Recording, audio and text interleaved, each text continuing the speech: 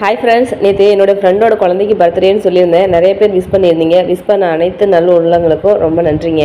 பாப்பாவோட பேர் வந்து பார்த்தீங்கன்னா ரிஸ்விதா. நாங்களாம் ரிஷின்னு தான் கூப்பிடுவோம். ரிஷி பாப்பாவுக்கு பர்த்டே அப்படிங்கிறதுனால நேற்று ஈவினிங் தாரமங்கலம் போயிருந்தோம். ஜெய்குட்டி ஸ்கூல் விட்டு வந்தோடனே ஜெய்குட்டி, குட்டிமா, நான், அப்புறம் ரிஷி வீட்டில் அவங்களோட ரிலேட்டிவ்ஸ் எல்லாருமே வந்திருந்தாங்க.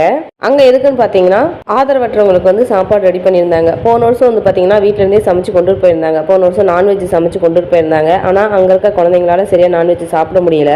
அதனால் அவங்களுக்கு பிடிச்சது என்னவோ அதுவே சமைச்சு வச்சிருங்கன்னு சொல்லிட்டு இந்த டைம் பேமெண்ட் அனுப்பி வச்சுட்டாங்க. அவங்களே வந்து சமையல் ரெடி பண்ணியிருந்தாங்க.